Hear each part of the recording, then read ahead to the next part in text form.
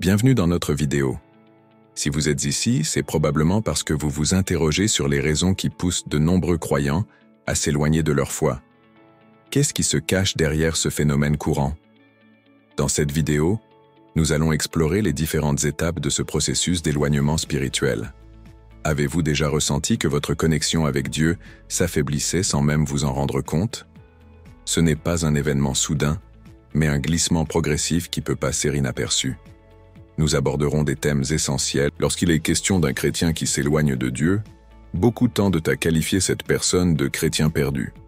Cependant, cette étiquette peut induire en erreur, car l'éloignement de Dieu ne se produit pas soudainement. Ce n'est pas un événement isolé, mais un processus graduel, souvent imperceptible.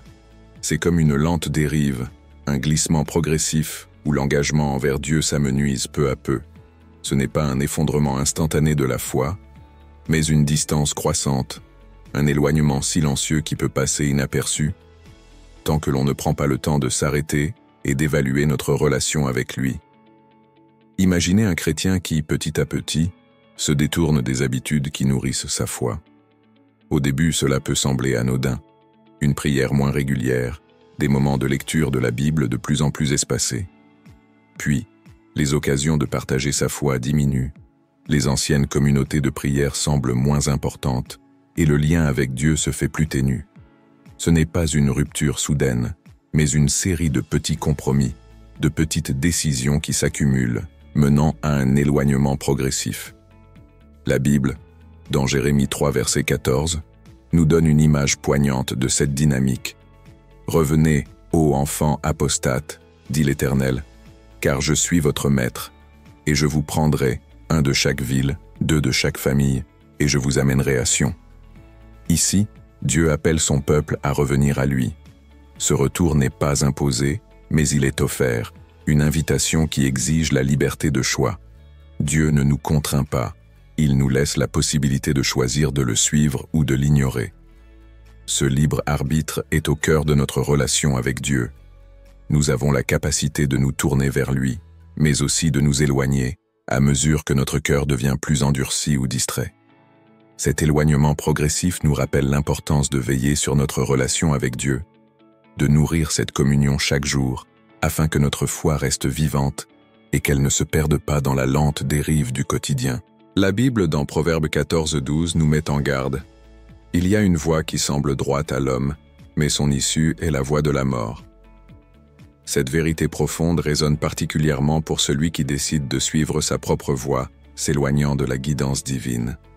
Il est facile de croire que l'on peut marcher seul, que nos choix personnels, nos désirs ou notre logique suffisent pour nous mener là où nous voulons aller. Mais cette indépendance apparente cache un piège subtil, celui de s'éloigner progressivement du chemin que Dieu a tracé pour nous. Lorsque quelqu'un commence à croire que ses décisions sont suffisantes en elles-mêmes, qu'il n'a pas besoin de l'avis de Dieu, il s'engage sur une pente glissante. Au début, cela peut sembler inoffensif, presque libérateur.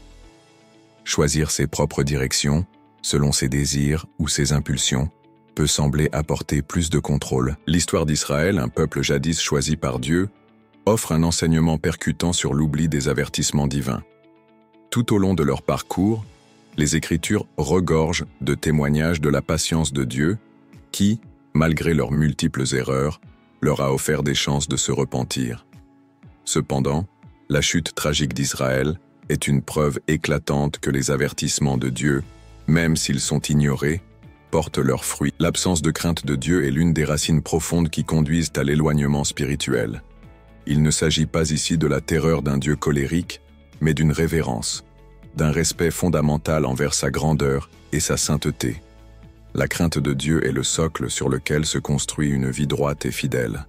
Pourtant, dans le cœur de ceux qui s'éloignent, ce respect s'effrite, se dissipe lentement. Lorsque l'on commence à penser que Dieu ne remarque plus nos fautes, que nos petites rébellions passent inaperçues, on se trouve sur le chemin de la négligence spirituelle. Au fil du temps, cette absence de crainte conduit à un sentiment de liberté illusoire. La rébellion spirituelle, une fois qu'elle a pris racine, n'est pas un phénomène instantané.